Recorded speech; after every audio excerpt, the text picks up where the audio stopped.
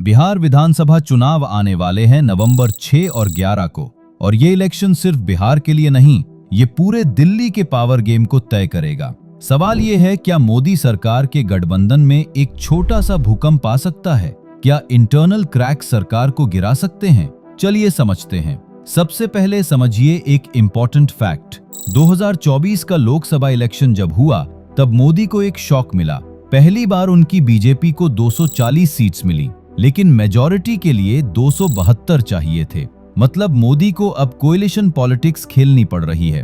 उन्होंने नीतीश कुमार को लिया, जेडीयू के 12 सीट से बीजेपी की 252 सीटें हो गईं, फिर चंद्रबाबू नायडू से 16 सीटें ली। अब मोदी के पास कुल 293 सीटें हैं। सरकार तो है, लेकिन बोरोड सपोर्ट पर खड़ी है। अब आती है बिहार की क्रिटिकल सिचुएशन। बिहार में कुल 243 सीटें हैं। एनडीए के पास अभी 125 सीटें हैं। मेजॉरिटी के लिए 122 चाहिए, मतलब सिर्फ 3 सीटों का बफर है।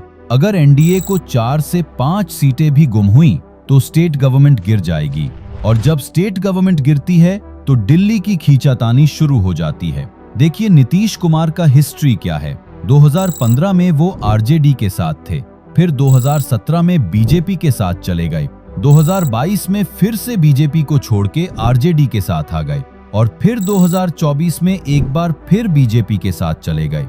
सवाल ये है, क्या नीतीश कुमार एक बार फिर से पलटी मार सकते हैं?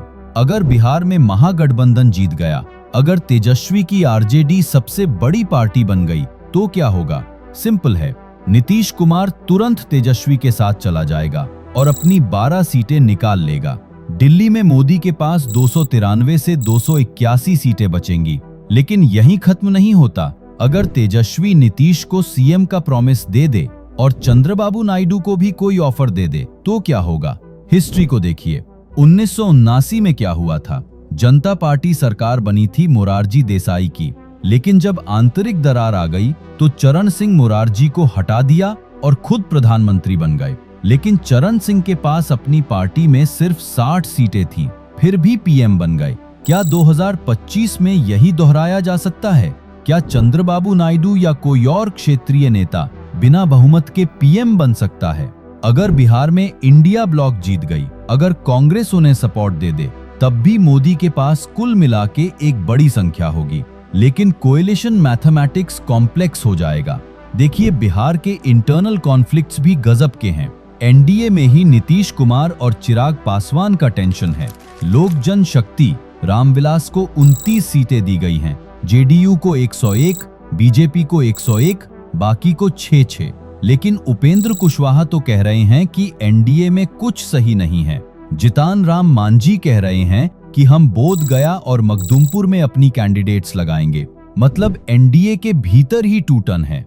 दूसरी तरफ इंडिया ब्लॉक में भी टेंशन है। तेजस्वी को मुख्यमंत्री फेस बनाया गया है, लेकिन मुस्लिम समुदाय कह रही है हम 18% हैं, लेकिन डेप्यूटी सीएम का पोस्ट नहीं मिला। ईबीसी को डेप्यूटी सीएम बनाया गया है। ये सवाल गजब का है। कास्ट पॉलिटिक्स कहां तक जाएगी? बिहार में आरजेडी का स्ट्रैटेजी है मुस्लिम यादव ब्लॉक को कंसोलिडेटेड करना। यादव 14% हैं, मुस्लिम 18% हैं, दोनों मिला के 32%। अगर ये दोनों यूनिट को अलग ना किया जाए तो काफी पावरफुल है। लेकिन तेजस्वी ने एक स्मार्ट मूव किया है। उन्होंने ईबीसी और दलित लीडर्स को भी टिकट दिए हैं, ताकि ओनली MY का टैग ना लगे। तो बड़ा सवाल ये है, किसका कोएलिशन स्ट्रॉन्गर है? एनडीए जो इंटरनल क्रैक से टूट रहा है, या इंडिया ब्लॉक जो सोशली इंजीनियर्ड कोalition है? अगर महाराष्ट्र और झारखंड के इलेक्शंस भी देखो तो देश भर में कोएलिशन पॉलिटिक्स की ही बात हो रही है। मोदी को अपनी सभी बिग प्लान्स को बैक बर्नर में डालना पड़ रहा है, और यहीं से शुरू होता है असली गेम। अगर मोदी कोएलिशन ढह गया, अगर बिहार के बाद महाराष्ट्र और झारखंड में भी इंडिया ब्लॉक जीत गई, तो 2026 तक किस तरह की गवर्नमेंट होगी? हिस्ट्री कहती है कि इस तरह की वीक कोएलिशंस आमतौर पर 2 से 3 साल ही चलती हैं, फिर इलेक्शंस हो जाते हैं। तो दोस्तों, ये सिर्फ बिहार इलेक्शन नहीं है, ये इंडिया के पॉलिटिकल फ्यूचर का सबसे क्रिटिकल मोमेंट है। नवंबर 6 और 11 को जो होगा, उसका असर आने वाले 2 सालों तक चलेगा। दिल्ली की पॉलिटिक्स, कोएलिशन की स्टेबिलिटी, पॉलिसी मेकिंग सब कुछ बदल सकता है। क्या आपको लगता है कि नीतीश कुमार एक बार फिर से बिट्रेयल करेंगे या तेजस्वी ने कोई मास्टरमाइंड स्ट्रैटेजी बनाई है? कमेंट्स में अपनी राय जरूर बताएं।